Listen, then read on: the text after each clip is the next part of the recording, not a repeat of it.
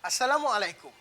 Saya tahu ahli parti kita sedang kekeliruan mengenai apa yang berlaku dalam kemelut politik negara baru-baru ini. Maka saya terpanggil untuk memberikan penerangan supaya semua jelas mengenai kronologi kejadian dan mengapa Tun mengatakan beliau dikhianati. Semuanya bermula pada 21 hari bulan 2 2020 sewaktu Majlis Presiden Pakatan Harapan bermesyuarat. Terdapat desas-desus kononnya Tun akan digesa untuk melepaskan jawatan dalam mesyuarat itu. Maka mereka menggunakan alasan ini untuk keluar daripada PH. Namun mesyuarat itu sebelah suara bersetuju untuk Tun membuat keputusan sendiri waima jika Tun ini meletakkan jawatan menjelang PRU ke-15. Maka krisis antara PH tiada dan rancangan mereka gagal. Pada 23 hari bulan 2 2020, AMPT Bersatu telah bermesyuarat. Dibentangkan lagi sekali usaha kerjasama dengan UMNO dan PAS. Dalam mesyuarat ini, Tun telah menyatakan yang beliau tidak bersetuju sebanyak 3 kali. Sehinggakan beliau sebab sambil berkata jangan paksa saya melakukan sesuatu yang melanggar prinsip saya.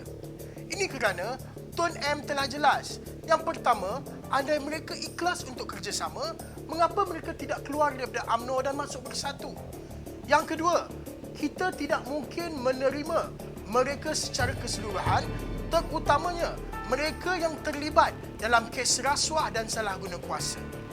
Yang ketiga, kita perlu lebih masa untuk bincangkan. Keputusan mesyuarat adalah untuk serahkan segalanya kepada Tun untuk tentukan. Pulang daripada mesyuarat ini, pimpinan Muafakat Nasional telah hadir ke rumah Tun. Sewaktu itu, Zaid Hamidi telah meletakkan syarat untuk menerima semua sekali atau tiada langsung dan buat keputusan sekarang. Mengapa keputusan perlu dibuat sekarang, tuan-tuan? Kerana kes Najib dan Zahid akan keluar dalam anggaran 2 bulan lagi. Tun marah dan menolak kerjasama ini dan kekal dengan prinsip beliau. Pada malam yang sama, langkah Sheraton telah berlaku. Rupanya, majlis itu hanya sekadar membina persepsi. Kononnya Pakatan Harapan telah berpecah. Tiada mesyuarat, tiada perbincangan, sekadar majlis mewujudkan krisis. Majlis itu pula, Tun dan Mukhlis tidak dijemput.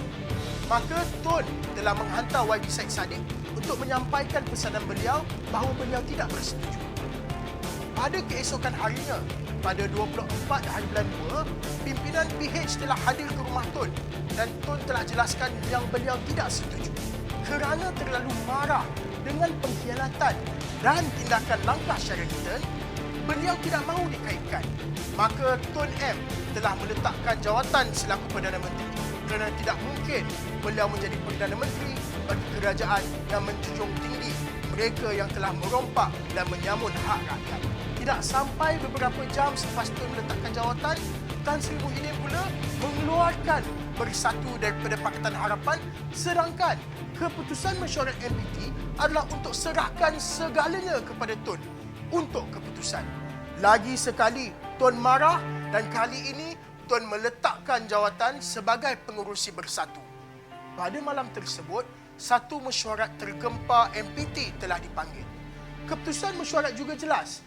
Tun M kekal calon PM Bersatu dan MPT menolak perletakan jawatan Tun selaku pengurusi. Keesokan harinya, pada 25 hari bulan 2 2020, MPT dan juga Tan Sri Muhyiddin Yassin telah pun berjumpa dengan Tun untuk mengujuk beliau menjadi pengurusi semula. Alhamdulillah, Tun pun telah bersetuju dan sewaktu itu di sebelah petang MP UMNO dan PAS dipanggil agung. Pada 26 hari bulan 2, MP Bersatu dan Pakatan Harapan pula dipanggil agung. Dan sewaktu itu, calon Perdana Menteri adalah antara Tun ataupun Anwar Ibrahim.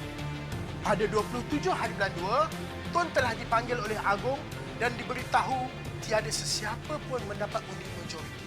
Rupa-rupanya, dalam senyap, nama ketiga telah dihantar, iaitu nama Tan Sri Muhyiddin Yassin yang mengakibatkan pecahnya undi daripada MP Bersatu. Hal ini tiada dalam pengetahuan MP-MP Bersatu yang mempertahankan Tun seperti YB Syed Saddiq dan Datuk Seri Mukhlis. Maka pada petang itu dalam PC Pakej Rangsangan Ekonomi, Tun telah beritahu yang beliau masih menawarkan diri sebagai Perdana Menteri dan dedahkan rupanya Bersatu juga calonkan Tan Sri. Tun jelas kata, beliau tidak boleh bekerjasama dengan perompak dan Muhyiddin lebih longgar. Jadi terpulanglah kalian yang pilih. Jadi bagi mereka yang telah menyebarkan headline berita kononnya Tun okey dengan perkara ini, tuan-tuan bolehlah dengar video penuh beliau pada PC rangsangan ekonomi tersebut. Pada 28 hari bulan 2, melihat pengkhianatan ini, Tun telah memanggil semua MP Bersatu. Mesyuarat itu kelihatan didominasi oleh MP-MP lain yang telah berhijrah seperti Hamzah Zainuddin, Azmin Ali dan Saifuddin Abdullah. Mereka telah melanggar keputusan MPT untuk kekalkan Tun Mahathir dan teruskan dengan agenda menamakan Tan Sri Muhyiddin. Pada malam itu, Pakatan Harapan menyedari bahawa Tun telah pun dikhianati dan tiada kena-mengena dalam permainan kotor ini. Terus mereka mengambil keputusan untuk mencalonkan Tun kembali sebagai Perdana Menteri. Ini termasuklah beberapa orang MP yang tidak bersetuju dengan kerajaan pintu belakang dan kerjasama kleptokrat. Pada 29 hari bulan, Tun telah cukup nombor. Namun, pihak sana telah pergi ke istana dahulu dan terus diumumkan bahawa Perdana Menteri ke-8 adalah Tan Sri Muhyiddin Yassin. Tun sewaktu itu telah pun mendapat sebanyak 114 tanda tangan dan Statutory Declaration SD. Jadi mustahil mereka ada lebih. Oleh kerana itu, Tun berpendapat maklumat yang salah telah diberikan kepada istana. Pada hari yang sama juga, Tan Sri Presiden telah mengeluarkan satu kenyataan bahawa Tun Mahathir Mohamad bukan lagi pengurusi Parti Bersatu. Tuan-tuan, ini sesuatu yang membingungkan. Kerana ya, Tun telah menghantar surat peletakan jawatan, tetapi kita MPT telah menolak surat tersebut dan pergi ke rumah beliau untuk merayu dan memujuk beliau menerima kembali. Dan Tun telah bersetuju untuk kembali sebagai pengurusi kita. Tuan-tuan, saya menyeru, ingat kembali perjuangan kita.